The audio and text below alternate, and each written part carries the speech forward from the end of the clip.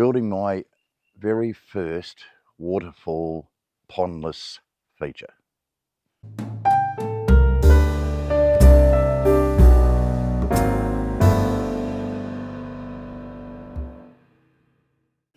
G'day viewers, it's Jeff McPhee's Gardening, Melbourne, Australia.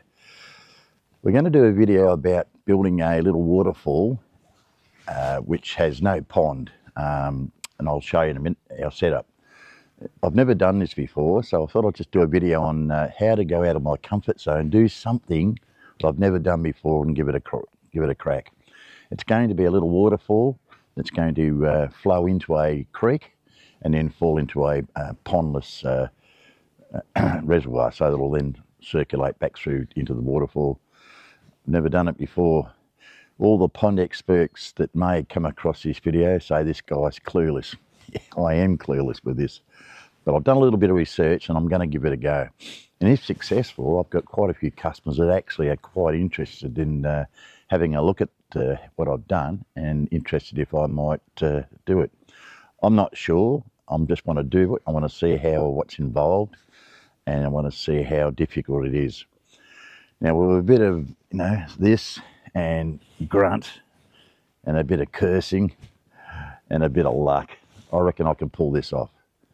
So what I'm going to do is we're going to build this. It's in my own backyard, and I've seen it's a bit of a bombshell at the moment, the backyard. I've bought all the materials, and when I bought all the materials, it's amazing when you do a job. It's taken me half a day just to get all the materials, the pumps, the liners, the rocks, the soil, and it just goes on and on and on. And when you tackle a project, it's amazing how much time unbillable hours that you waste in chasing around getting materials. So if you ever happen to quote for this, or if I do go on and do a couple of these for customers and I quote them up, all this time has to be taken into consideration. Now, I've taken at least 4 hours just running around gathering all the materials. And I bet you I'll get halfway through and there'll be some little item that I've forgotten to get. But it is what it is. So what I'm going to do, we're going to do a waterfall. And the waterfall is going to start up here. It's going to be about 2 foot high. And it's going to come down into steps, into a creek, and into a bottomless, into a reservoir, and that'll hold the pump, and that'll recycle up through the waterfall and back down. We've got the old windmill here. I've got to decide where I'm going to place that. And it's going to be rocks and river pebbles, and then granite gravel around the outside just to pull it together, tie it together, and a planting of plants, which will make that try to look at it as natural as possible. What I've gathered with a lot of waterfalls, people have them really high and they look a bit like a volcano. It looks a bit unrealistic. So I'm going to try to make it natural. Just coming out of the ground a little bit and just little steps and just a little flow of water. I bought all the pumps and everything. I bought a pump which is far in excess of what I need, but it's better to have it too strong than not strong enough, and so on. So we'll go through these, and the video will, I'm not quite sure whether we'll do in 2 stages or 1 stage. We'll just see how we go. Day 1, all excited, Easter Friday, let's go. We're going to dig our reservoir. It's big enough, 2.5 times the amount of water required to send the water up and back down and keep the reservoir full. So having that done, we've oversized it, because the biggest mistake of people putting these in is because of the volume, not enough water. So let's track how we go for the day.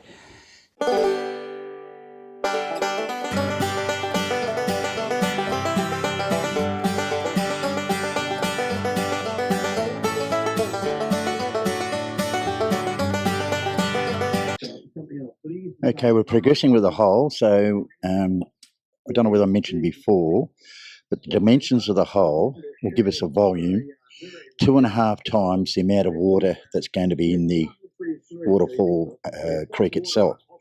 So when the water pumps up, it's going to take out a certain amount of water. That water will be the volume of the water from the head of the water feature down back into the pond.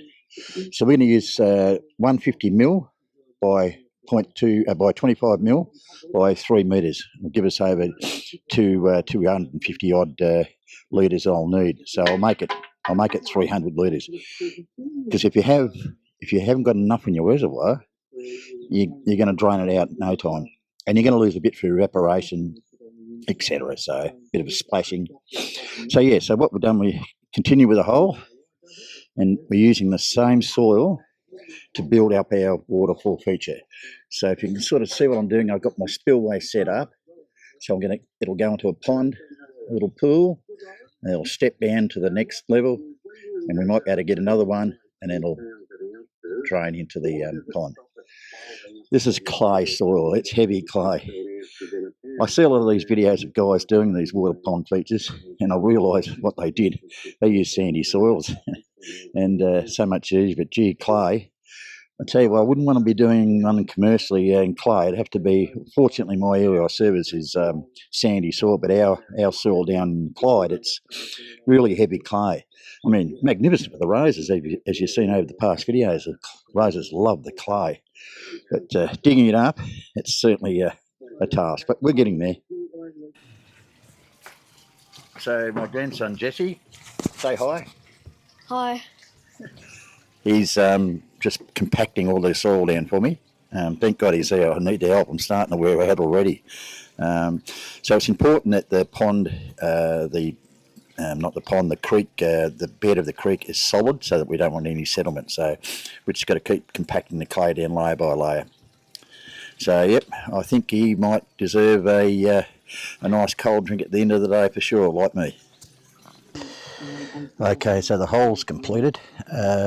We've gone a bit deeper than we intended to, so I've got 400 litres. So I've got more than enough. So that's it for today. I'm not doing any more. So tomorrow, that's the residue soil that we pulled out. So we've set the top of the waterfall feature, the spillway. So we're going to then tomorrow create the steps. So we'll compact all that, all underneath's been compacted. So we'll do steps down and form the channel or form the creek alignment. Once that's done, we can then lay the fabric. We've got fabric which will protect the liner, so we'll lay that liner out in the sun tomorrow, so it'll be easier to use. So the view from back here, we'll be able to see the water go into the reservoir, and the view from the other way, which we sit on a little swing, you'll see that we've going back through there. So we're using crates and a grated top, so that we can just put our rocks on top of that. All right, we'll see you in day 2. I'm going, guess what? I'm going for a cold frothy because I'm absolutely stuffed. I've been going for 4.5 hours digging all that out with my grandson, and I've made up my mind. I'm not doing this for customers. It's too hard. Look, it's all right if you're doing sandy soil, but when you're doing clay, I got an electric jackhammer up on the farm. I should have brought that down. It would have made it so much easier. Or even if I brought a little excavator in, but it's a public holiday, so I couldn't hire anything, so I had to do it by hand. So, but that's all right. It keeps the cost down, I suppose. But something like that really needs some mechanical aid to make it a lot easier. But it's going to come up really good. I'm quite pleased. We'll see you on day 2. Okay, it's day 2. Today I hope to get all the liner down, set up the rocks and the waterfall, and get the pump working. Some placements of the rocks, as I say, but that's our priority today. Tomorrow, Easter Sunday, we'll just finish off with the planting and putting the granitic sand around the border of the pond. Okay. So, as I said before, we're going to line the pond, the reservoir, and take that right up to the top, and also then we'll put the pond liner in. Before we can do that, I've got to shape the creek. So that reservoir will be sunk down a bit, and then we'll just have a couple of levels where the water will drop down. It's important to make it natural, so although the line will be relatively straight, we'll use rocks placement to actually curve the water flow. So rather than do that effect with the channel course. We'll keep it as a relatively small curve, but we'll use rocks to curve the water. If I get all that done today, I'll be very happy if I can get that far. And then tomorrow we'll look at placing all the granitic sand around, and then we've got a selection of plantings around the pond itself. So it'll be a 3-day exercise at this point in time. We did 4 hours yesterday. I'm feeling for it today after digging the big hole. Today we'll put another 4 or 5, and then probably just a couple of hours tomorrow. Okay.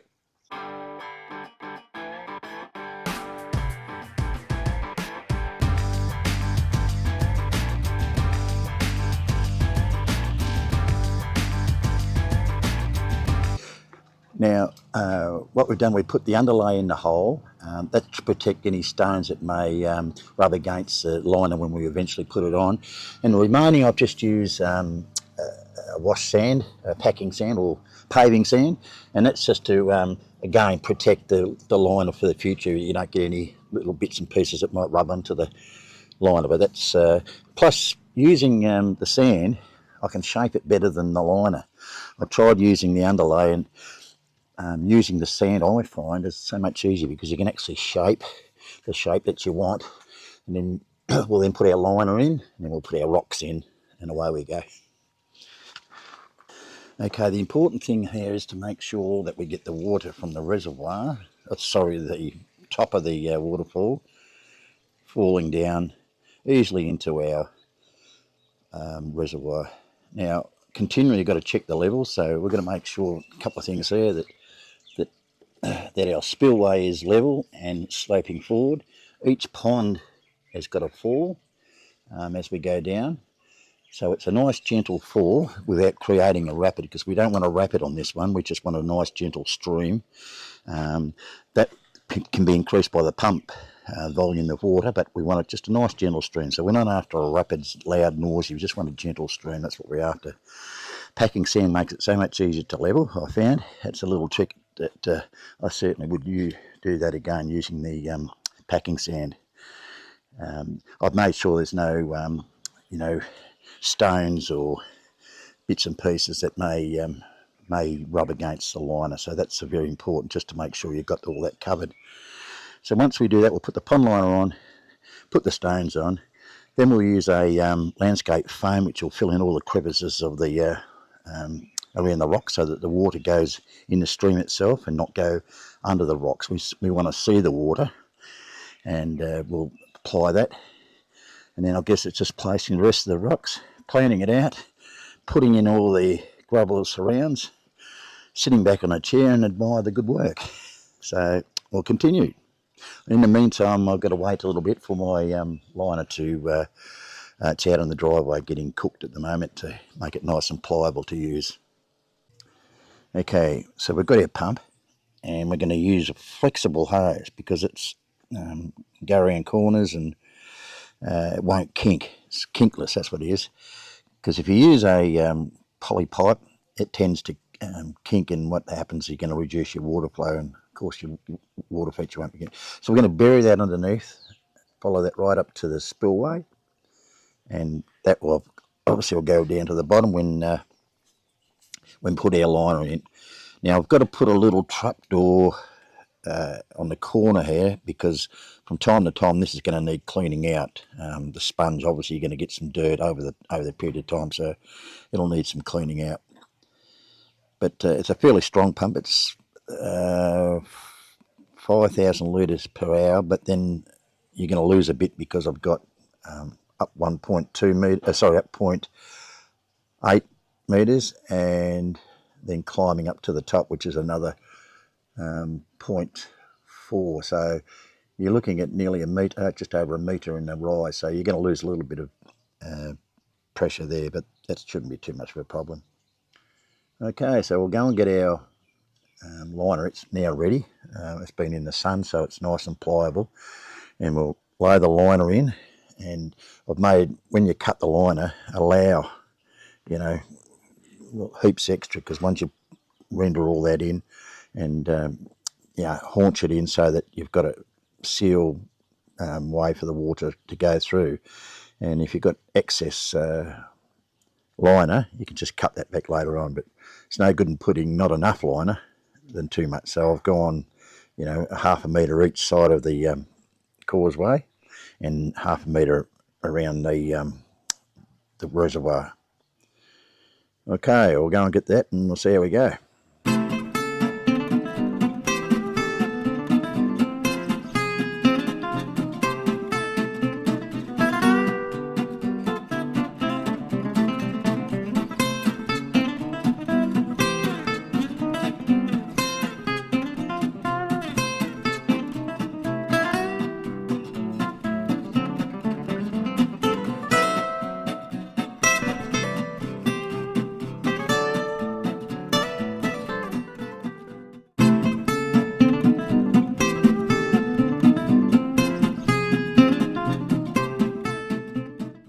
Alright, so I've got this set up now. All I've got to do is get the spillway. I've got to hook that up. What we're going to do here, I've got the hole at the back, so we've got to cut a hole on the liner. And we bring this hose back through, connect it up, rubber grommet, so that'll all be sealed. And then the it's pulled back over. We'll place some stones over the spillway, so you won't see the spillway. You just see the water coming out here, and it'll all be entrapped by the liner, so it should keep it all good. Okay, so I've hooked the pump up now, and the water's running. So before I place the rocks, I want to see how it works. So the spillway, it's all level. So we're going to pack rocks around the make it look natural, and we'll put rocks. We've already got the zigzag in there, so I'll probably just put a couple of rocks just to deflect up here so it moves more over to that side there. Now you can see the pond. I've got plenty of water left in the reservoir. It's only just taken a bit out of the top, so I've overestimated it, but I'd rather overestimate it than underestimate it. So that's not going to drain out anytime soon. But I'm pretty impressed with my first effort, actually. I've never done this before, and I reckon I think it's going to look really good. I'm happy. I don't think I'll be doing it for anyone else. It's just hard work, but it's enjoyable when it's your own. So everything's working pretty well. So we'll turn that off, and then we'll start. We'll start placing rocks while it's going, and then we'll turn it off and seal it all up then, and then do the planting. So we'll probably do a little bit more today. So it'll be another 4 hours, and then tomorrow a couple of hours we'll do it. Total of 4, 8, 10 hours to do the job. If I was a young bloke, I would have done that in one day, but old bugger like me, I can only do 2-hour stints, and I've got to have a bit of a rest. But that's fair enough at my age. But a young bloke, I reckon 2 young blokes would knock this over in a day, no worries at all. I reckon they could make some good money out of it too.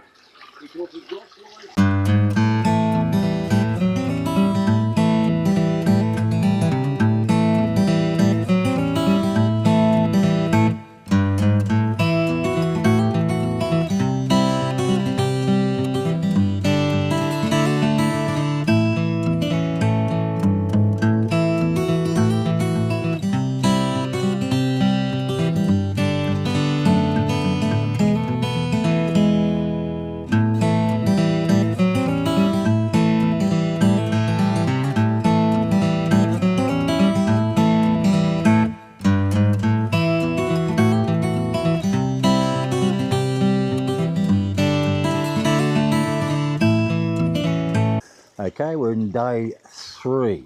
A little bit later, it's Easter Sunday, so we had to do the grandparent duties of running around to all our grandchildren's houses and being Easter Bunny. So it's just after lunch now, and I'm starting day 3.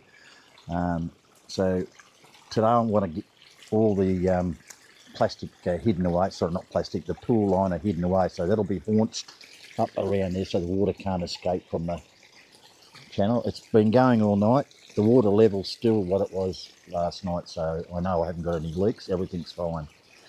So once I do that, I'll import some compost mix around the edge of the pond, and we'll start some plantings and placement of more rock. Got me windmill set up, so I'm going to put a sheet of plastic over here because the water's only running at the front, and we'll cover that in stones, and we'll see how far we get. But definitely will be a day for tomorrow.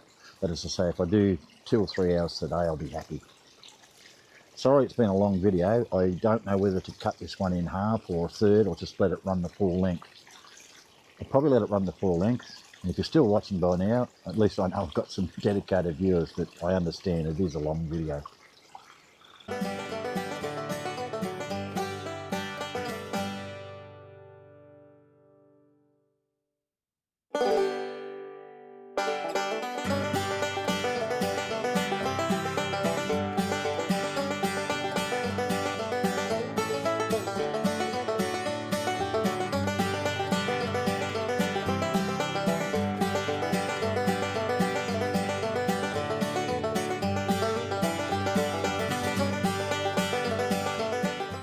Well, if you're still watching this YouTube, I know, sorry it's been so long, but I'm going to keep it as a one video, but there we go, guys. It's all finished.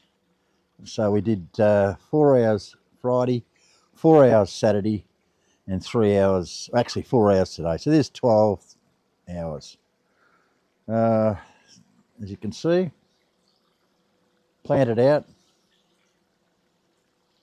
Looking all right, isn't it? This is my first time I've ever done this before. I've never done one of these before. So Mrs. is very happy, very impressed. That's the main thing, isn't it? So if you've never done anything before, give it a crack. It's really been worth it. I've really enjoyed it.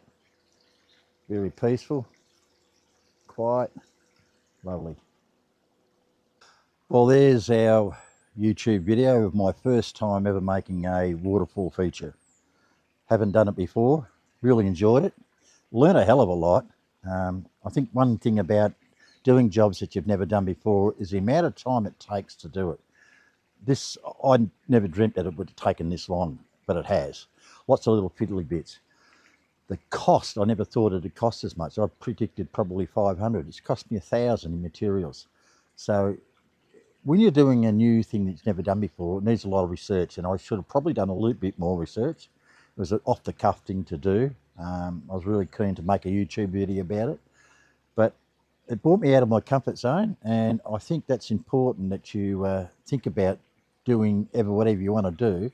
Take yourself out of the comfort zone, because it's really interesting. It sort of makes life a little bit more interesting. To do this professionally, to make money out of it, if I was young, I'd go for it. I'd go for it heartbeat. I reckon there's big money in these things. If I was young and fit, no worries at all.